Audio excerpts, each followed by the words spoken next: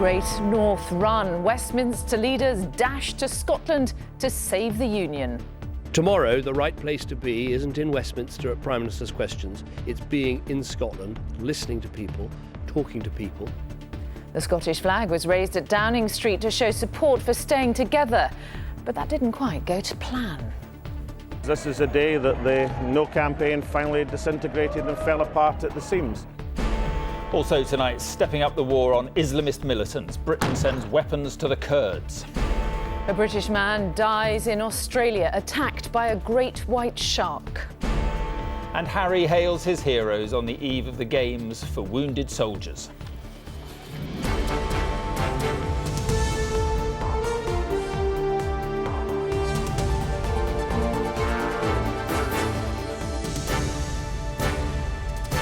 This is ITV News at 6:30 with Mary Nightingale and Mark Austin. Good evening. It is an unprecedented step and a measure perhaps of the urgency with which Britain's main party leaders are now treating the campaign to defend the Union. David Cameron, Ed Miliband and Nick Clegg will miss tomorrow's Prime Minister's questions and instead travel to Scotland to support the no vote. The announcement came as Scotland's First Minister, Alex Salmond, claimed the Better Together campaign was in a state of total disintegration. Our political editor Tom Bradby on a referendum that's become too close to call.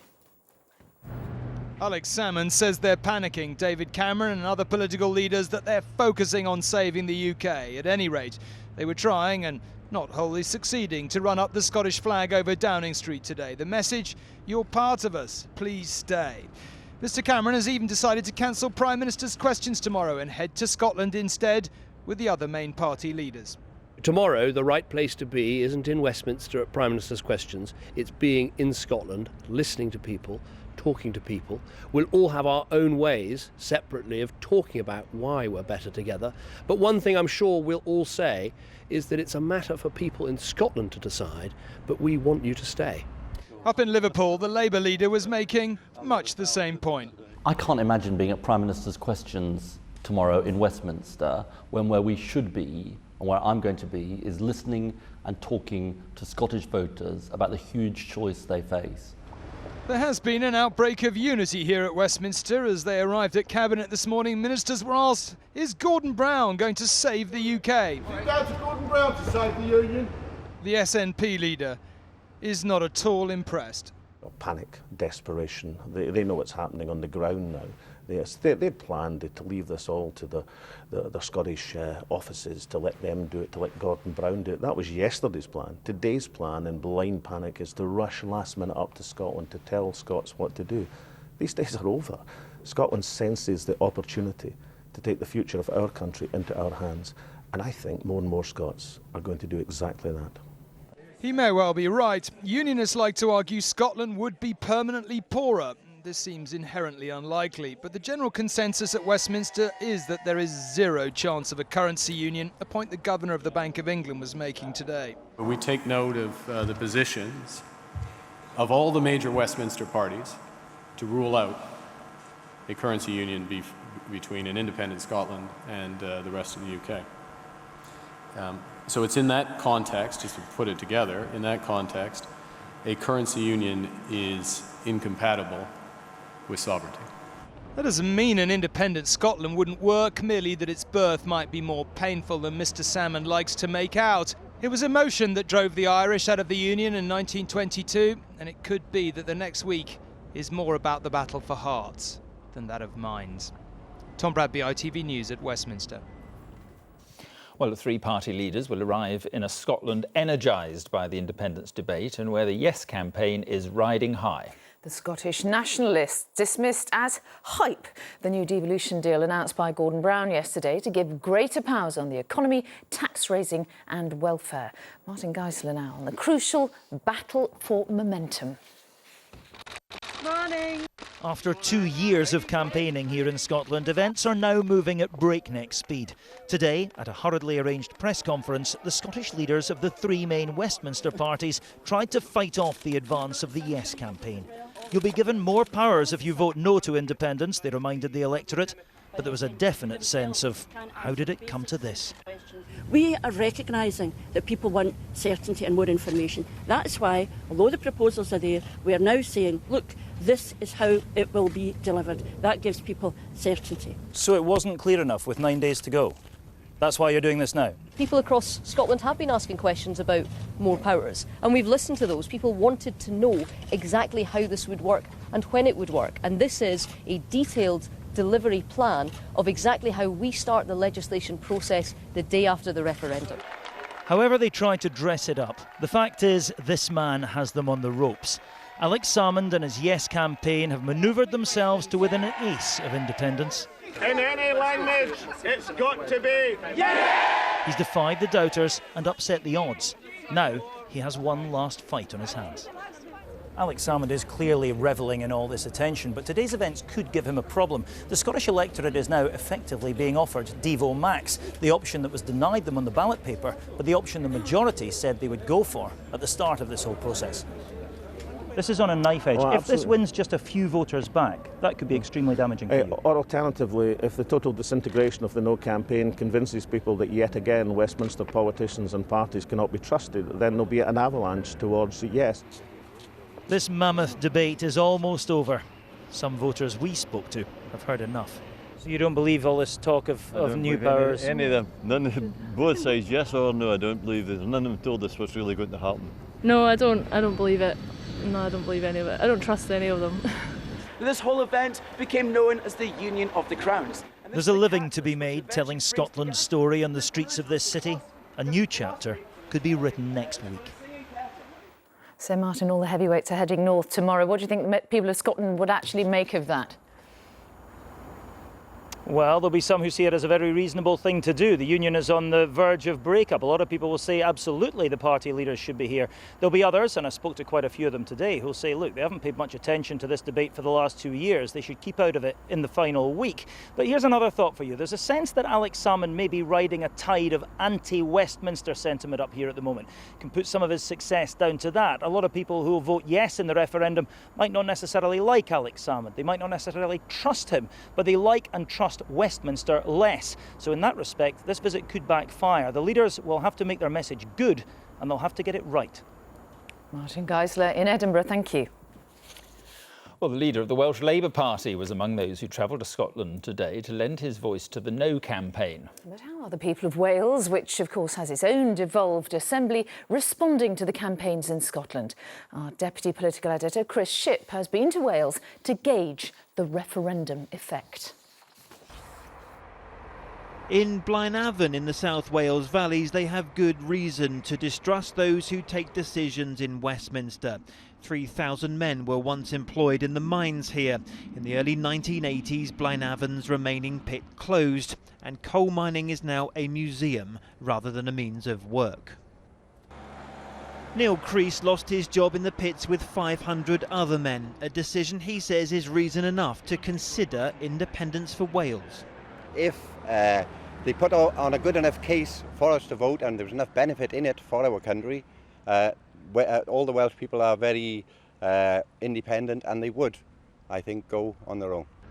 But the demand for constitutional change is not sweeping through Wales like it is in Scotland. The debate there may increase demand for new powers here, but a recent poll put support for Welsh independence at just 12%.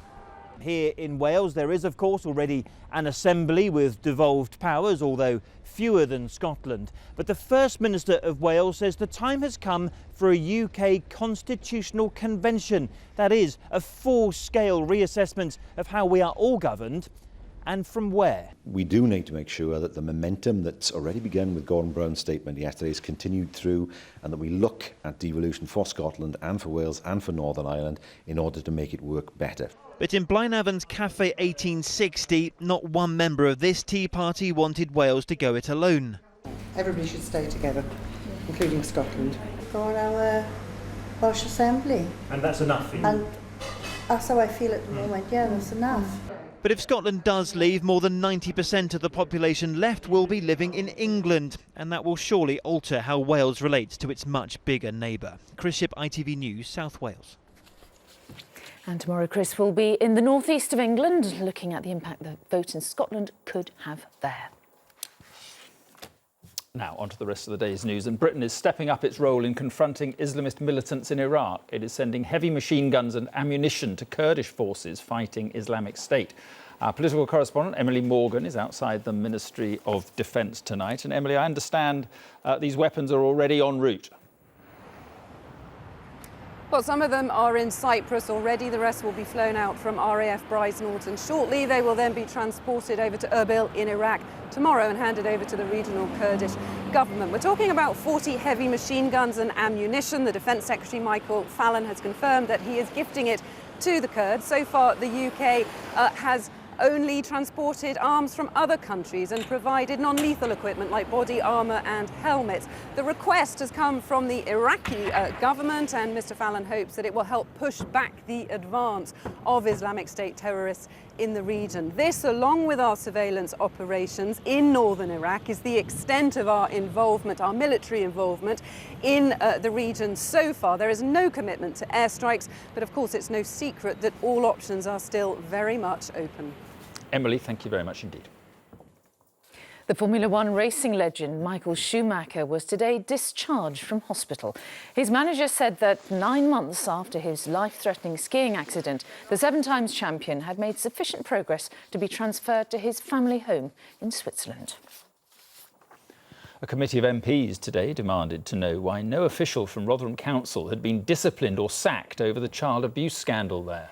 Rotherham's serving police and crime commissioner Sean Wright, who has so far not stepped down, is the latest to give his side of the story. Juliet Bremner has been watching proceedings.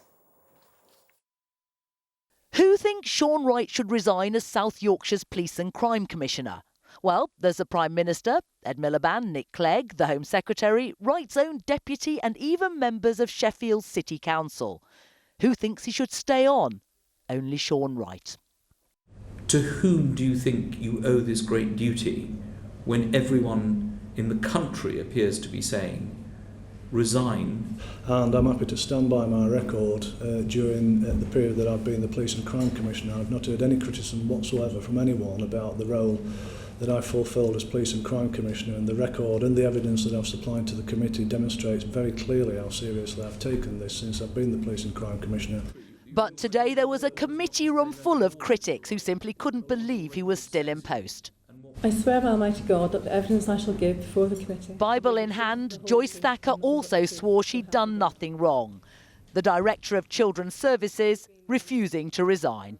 I have worked hard with colleagues to make sure we have a good offer today. It clearly has more to improve on, but I do think I take my responsibilities very seriously, and no, I do not intend to resign from my position. In 2000... The revelation shocked not just the town of Rotherham, but the entire country. Yet no council official or member of staff was disciplined or sacked. Just 24 hours before his appearance, the chief executive had resigned, but MPs still weren't happy. So you're currently on a salary of $130,000 a year? No, it's more than that, sir. It's $160,000. $160,000. So you will retire or you will resign in December with a full pension, is that right? I have pension entitlement. I haven't decided whether I shall take that or not. For victims who watched the interrogation, it was yet another unimpressive performance. I don't think they're going to admit to knowing anything. I think they covered it all up back then. They're going to cover it all up again. The scandal in Rotherham could have only one solution. You should resign as a matter of conscience and in order to try and cleanse the council of the leadership that it's had so far. And I've made my position quite clear, Chair. Those in the firing line seem determined to dodge the bullets. Juliet Bremner, ITV News. Still to come on the programme, night patrols are back as badger culling starts for a second year in southwest England. And Harry in a hurry, the Prince on turning 30 and launching the Invictus Games. All that and more when we come back. Join us then.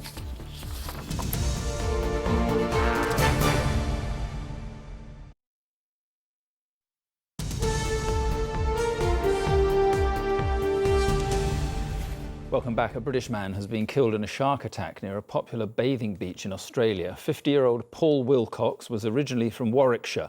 As Martha Fairley reports, what's believed to be a great white shark was filmed circling in the shallows moments after the attack. Paul Wilcox set up his own business in Australia 14 years ago after moving there from Warwickshire. But as the 50-year-old British expat took a morning swim in Byron Bay, he was attacked by what's thought to be a great white shark. This is the 3 to 4 metre long shark believed to have killed him. Still swimming dangerously close to the shore hours after the attack. Paul was just 20 metres from the beach when he was bitten on the leg. Despite the extraordinary bravery of another beachgoer, his injuries proved fatal. I ran out to about chest-high in water and grabbed the guy and dragged him into the beach. The shark was probably maybe 40, 50 feet away, and then I dragged him onto the sand, and we then tried to give him CPR and mouth-to-mouth for about 20 minutes. He'd been attacked in the leg, and he'd obviously bled to death in the water. New South Wales State Police say Paul's wife of 24 years, Victoria, was watching from the beach as he was pulled from the water. But he died by the time police and paramedics arrived. It's 21 years since the last shark attack in Byron Bay, which is popular with tourists and surfers. The beach has been closed for 24 hours while the authorities push the shark out to sea using a jet ski and a helicopter. Martha Fairley, ITV News. Here, there's been angry reaction today to the resumption of the badger cull intended to stop the spread of a fatal disease in cattle.